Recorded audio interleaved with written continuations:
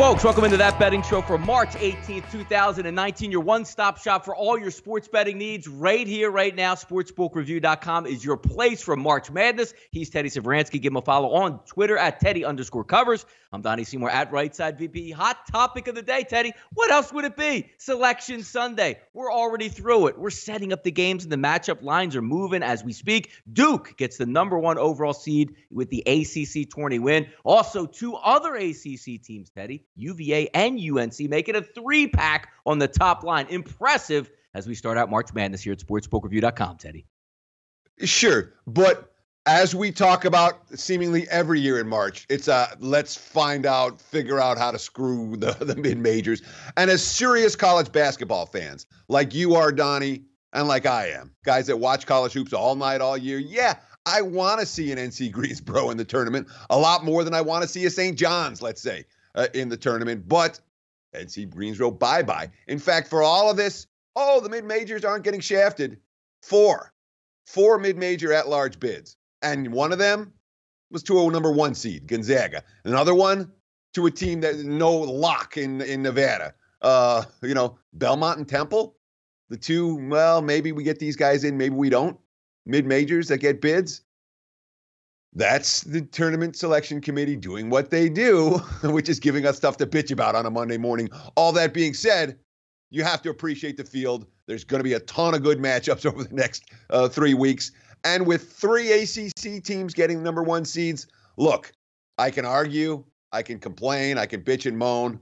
It is what it is. It's not that egregious to see the 3 ACC teams get the top 3 seeds in all of college basketball.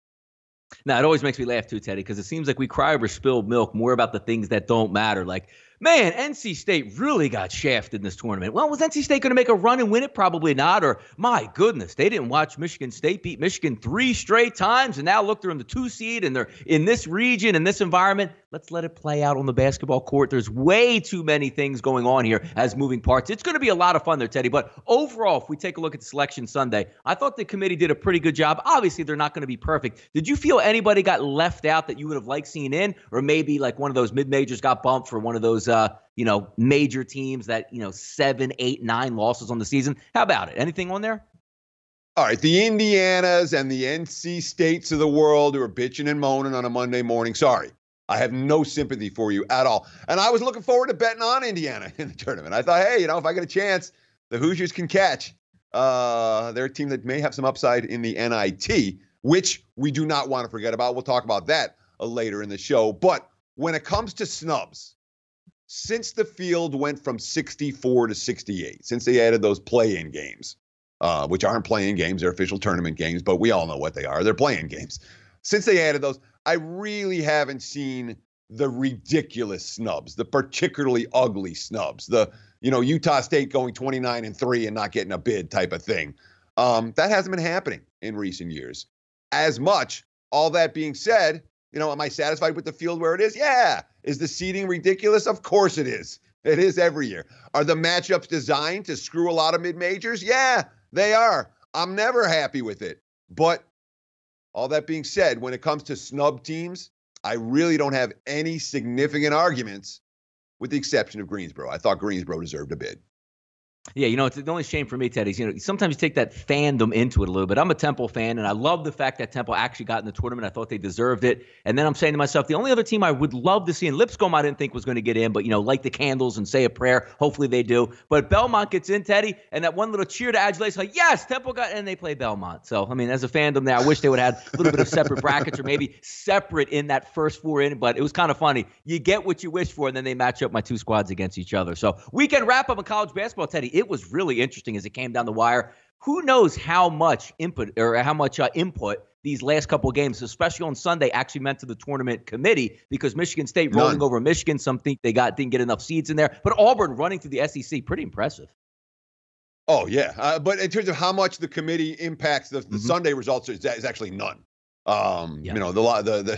Pretty much none. The Saturday results, very, very limited. I don't blame them.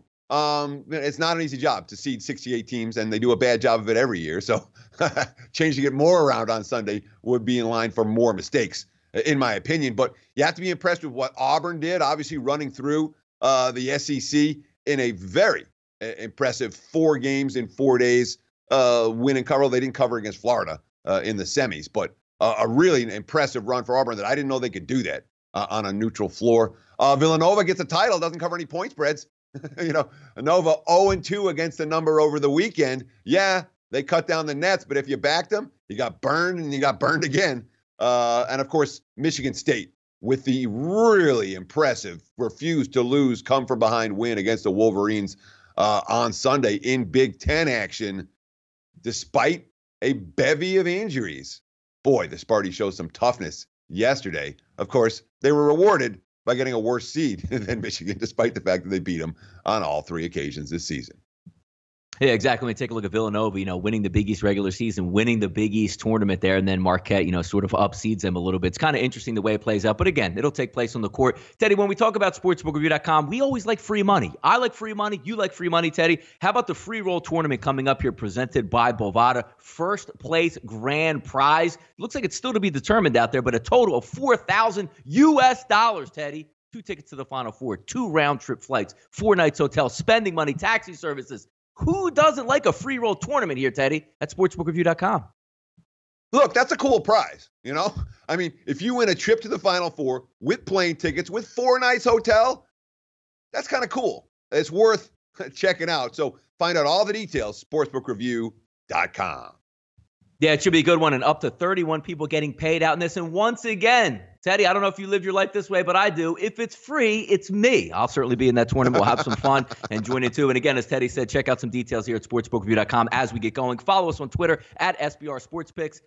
Sunday NBA. Yes, there was NBA action. Yes, the NBA doesn't take a few weeks off because March Madness is here. Sixers finally get a big win over the Bucks in an offensive showcase. Getting 5, Teddy, those Sixers were. Pretty much carried the stretch all the way through 123 to 125. Joel Embiid, monster game, 40, 15, and 6. And Giannis, no slouch in a losing matter, Teddy. 52 points by the Greek Freak.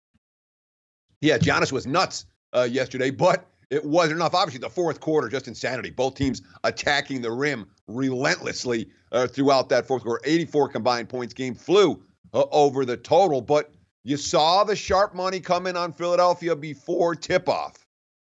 And it was a steady flow of sharp money on the Sixers. Number one, the Sixers taking that game real seriously. Number two, you want to talk impact injuries that will not be reflected in the point spread. Malcolm Brogdon matters for Milwaukee. He really does. Both ends of the floor. He's out 6 to 8 weeks. He doesn't move the needle on the point spread. But the Bucks are not as good a team today as they were last week at this time without their starting shooting guard. Teddy, it's the 18th. Believe it or not, on the 20th, there will be Major League Baseball, real live bullets flying here, ready to get you going as we show each and every time on that betting show. We preview a different team. Today's team, Teddy, the Washington Nationals, 82-80 in 2018. The Nationals currently sit at 16-1 to win the 2019 World Series. And how about this? We previewed the Phillies just a couple days back. 89 was their team total. The Nationals also set at 89, throwing the Braves, throwing the Mets. You got a pretty good division here. No problem for the no problem for the Nationals. Juan Soto looking to fill in those mighty big boots that Bryce left in order to go to Philadelphia. Still got some really good pitching on this team. The one thing that's interesting, Teddy, 5-year trend, 96 wins, 83 wins, 95, 97, and took a little bit of a dip back to 82. But this still is a good baseball team. Bryce Harper or no Bryce Harper, Teddy? Sure. I mean, look at the win total. The win total is telling you they're a good team. And certainly they were an underachieving team last year. As you mentioned, they won 97 games. Finished in first place 2017, said that's not good enough. Dusty Baker, bye-bye. And they bring in Dave Martinez, and obviously it wasn't the manager. Not that I was a fan of Dusty Baker, but Martinez, I think, was actually worse, which is hard to imagine. In addition, in that season, they despite having a miserable year, they went over the luxury tax threshold last year. So this year, they'll be a 3-time repeat offender if they go over the luxury tax threshold, which tells us, and from all indications are, they're not going to be buyers anymore. They've been buyers at the trade deadline. That may not be the case this year. It's going to cost them a lot of money to be a buyer. They did make one big free agent move. Obviously, Harper goes bye-bye, but they bring in Patrick Corbin to that staff. And boy, you talk about Scherzer, Strasburg, and Corbin. That's a pretty good 1, 2, 3. Of course, they got $500 million invested in those 3 guys. So if anyone gets hurt, it could be a problem. But you have to like this lineup too, even without Bryce Harper. Juan Soto is the next Bryce Harper in a lot of ways. Anthony Rendon has been a monster for them. He's someone they're trying to re-sign. Trey Turner's been good. The catching tandem with Gomes and Suzuki is all right, especially in terms of framing, compared to Matt Wieters, who couldn't frame a pitch for anybody last year. There's things to like about Washington, and the markets aren't all that bullish on them, even with the win total this high. I think there's chances to make money with the Nationals right out of the gate and perhaps throughout the course of the season in 2019. Talking about some market volatility here. Overnight line movers. Check out SBRodds.com, the best place on the internet to get that money moving. It never stops, 24/7, 365. Pinnacle opens up the Warriors, Teddy, at 225.5, dips to 223. Now we're looking up here with the Spurs game, 226, 225.5. Now rebuilding back. There are some key bits of injury information in this game that obviously who's going to play, who's not going to play. We'll preview it a little bit later, but Teddy, interesting move nonetheless to see that nice little bounce there. Maybe somebody factoring in maybe a Kevin Durant sighting, DeMarcus Cousins sighting. We'll see. Yeah. I mean, I wasn't surprised at all to see the initial total get bet down. The Spurs have won 8 in a row, and during this 8-game winning streak, they lead the NBA in scoring defense, allowing less than 100 points per 100 possessions. And the Warriors, you saw what they did defensively the other night against OKC. When they turn it up defensively, they are scary. So I'm not surprised at all the line got bet down. I'm trying to figure out why this line got bet back up after the overnight money sent it what I thought was in the right direction. Teddy, always interesting here. BetOnline.ag, usually first to the market offshore. You see a lot of these lines bouncing around because as soon as March Madness gets underway and the selection show is done, odds get posted, pros and Joes, everybody wants to have a bit of it. Now, interesting game here in the Oregon-Wisconsin game. When we saw offshore, Chris opened up at -2, Pinnacle opens up at -1. Swings in Oregon's direction, Teddy, makes Oregon the favorite. Now we're seeing, as we're filming the show, a pick'em and even some spots offshore that Wisconsin now -1. These lines are going to move constantly right up through opening tip here, Teddy. It's fun to watch. Yeah, and I wasn't surprised to see the biggest opening move of any of the tournament games for the 36 the 34 first-round matchups, I should say. No, it's 36 because there's 2 teams that are going to play again. Whatever. Is it 30? It feels like more. For the matchups, this was the single biggest line move right off the opener, and I wasn't shocked to see it just because Oregon was, I'm not going to say a popular wise guy choice. They were the popular wise guy choice in the Pac-12 tournament. They pounded Oregon on Friday. They pounded them again on Saturday. You saw the money coming on Oregon. The Ducks went off as chalk against Washington in the Pac-12 final. Obviously ran them out of the gym, but Oregon has been a wise guy team. They continue to be a wise guy team with that early money coming on the Ducks.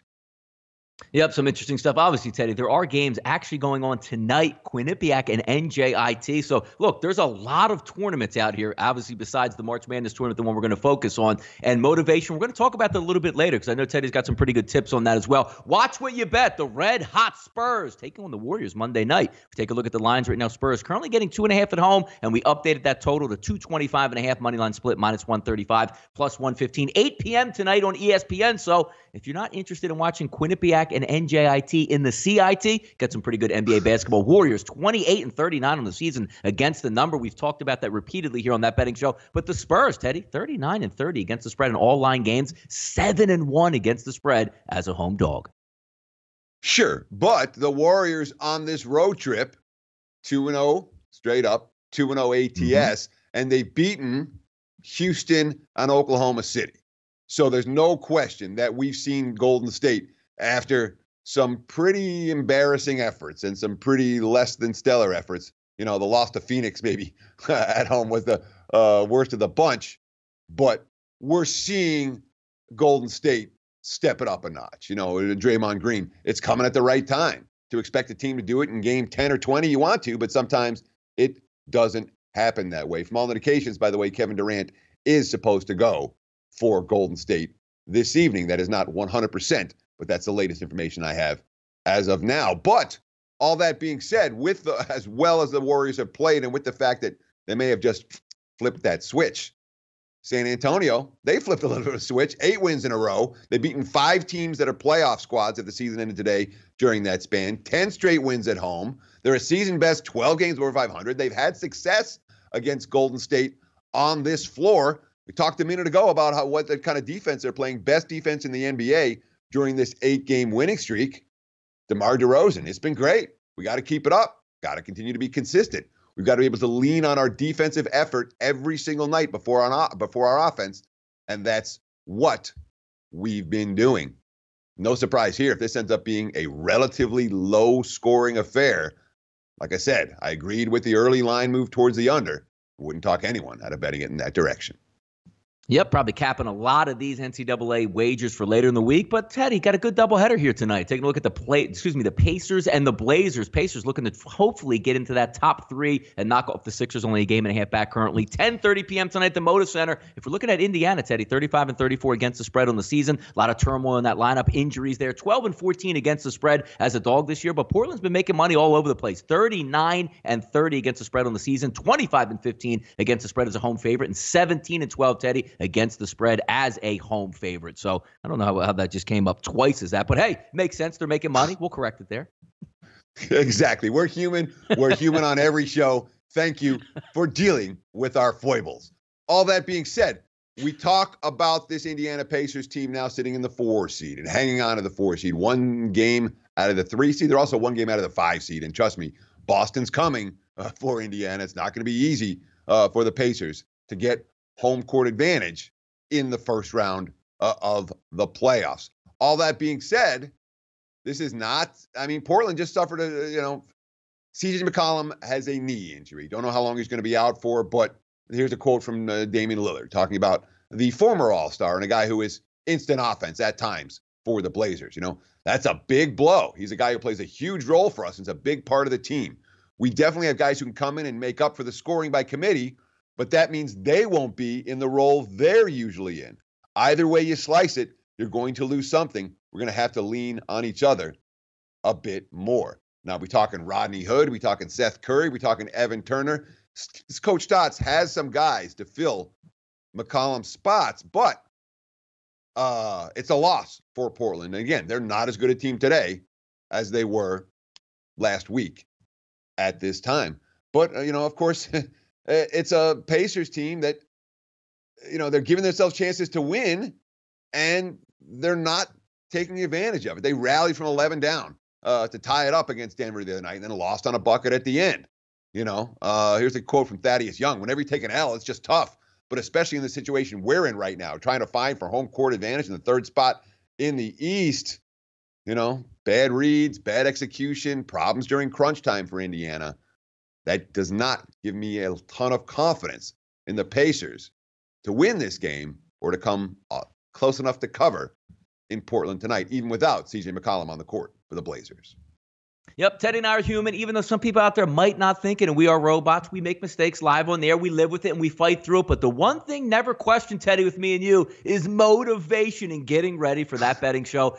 Interesting part here in the NIT, Teddy. And I want to focus on the NIT because this is a great concept. And when you just look at the teams, you say, you know what? This team's better. This team's better. This team's better. This team can't hang. But motivation is really key, Teddy. When we take a look just at some Tuesday night games, not even to break them down or cap them, but you see Hofstra and NC State. NC State felt like they should have gotten in to the NCAA tournament, but now playing in the NIT. Lipscomb was hoping to get in, didn't get in. Davidson shocked over the weekend, weren't able to beat St. Louis and try to move on. UNC Greensboro and Campbell, they felt they should have got in and were really close. Teddy, talk a little bit of motivation here when we take a look at getting in the March Madness. We know these teams in the NCAA tournament. They're excited to be there. They're going to play hard. But how about tournaments like the NIT where maybe you have that little malaise in the first round? We really don't want to be here until those juices and those competitive flows kick in.